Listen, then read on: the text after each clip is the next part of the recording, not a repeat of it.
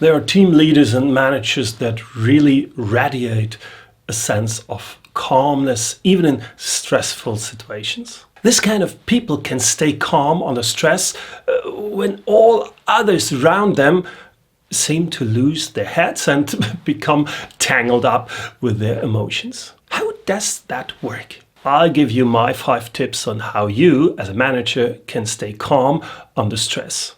Stay tuned. If you want to learn more about leadership and career, do subscribe to my channel by clicking on the bell, and you will be notified automatically about new videos uploaded.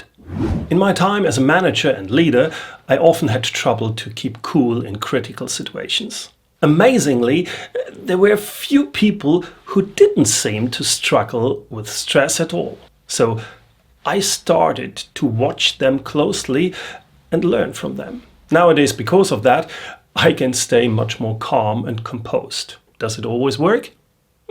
No, but more and more. Calmness is based on self-confidence, clear thinking and optimism. One who goes through life with confidence and optimism will most likely keep his head and stay calm even in critical situations. Why?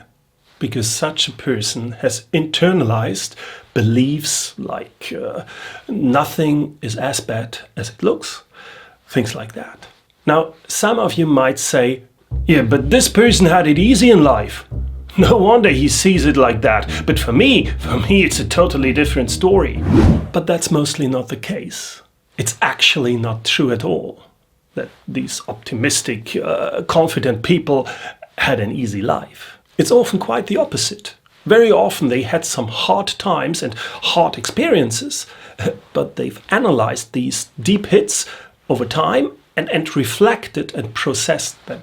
So if you want to become more calm, you have to analyze previous situations where you couldn't stay cool. For example, situations when you were angry or anxious, or situations when you were uncertain and you started to doubt yourself. This post-processing of previous situations can help you tremendously to become more confident and to keep calm in similar situations in the future. You decide for yourself on how to react. You will be able to stay in control and you won't be driven by emotions like anger or anxiety, which allows you now then to act and reflect more calmly. In my experience, to be self-determined and prepared for these stressful situations, it's very helpful to have options. Options in order to become more calm. Here are my 5 tips on how you can stay calm if you feel that you're reaching a critical point. A critical point where you might slide back into your old behavior, in your old pattern, or you start to boil over, something like that. Let's start with number 1. Breathe. Yeah, great, breathing. I'm breathing anyway. But it doesn't help. No, I mean really take a deep breath. If we experience stress or if we are overwhelmed by a particular situation, our breathing normally usually changes. It becomes faster and more shallow. We become tense. You know that. When this is happening, just count to 10 in your head and consciously breathe deeply in and long out. This will calm you down. Number 2, be silent. Take your time to reflect. Keep a distance while being fully aware. Try to get to the point where you simply observe yourself. Number 3, take a break. When you feel you're just about to lose your patience or to fly off the handle, and then normally you say something that you will regret later on. If that happens, just take a break. The moment you realize that. During a conversation, just ask for a break. Get up and leave the room. For example, to use the bathroom. That's a normal human need. Nobody can object to that, right? Number 4, If provoked, don't take it personal. It's helpful in these kind of situations to simply take it as it were not aimed at you. Of course, that's not always easy, I understand that, but try to remind yourself not he or she is doing something, not he or she is provoking you. It's you allowing yourself to be provoked. Just don't let that happen.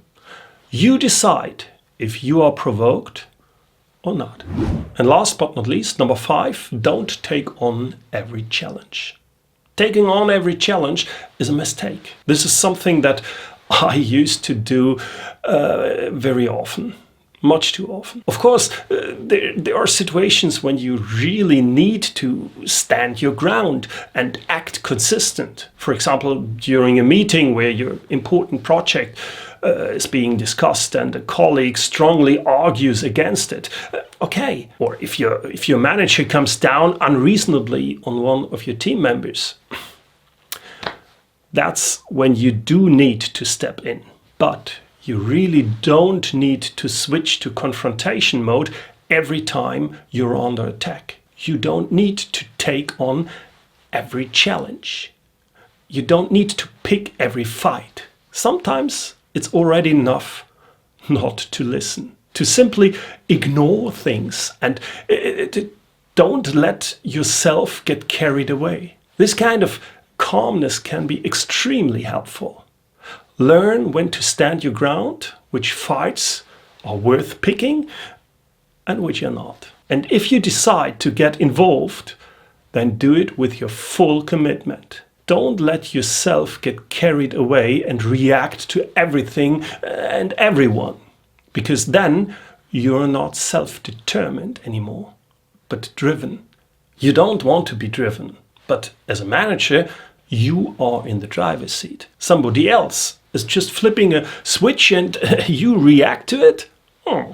Don't do that. Become self-determined and therefore then confident and calm.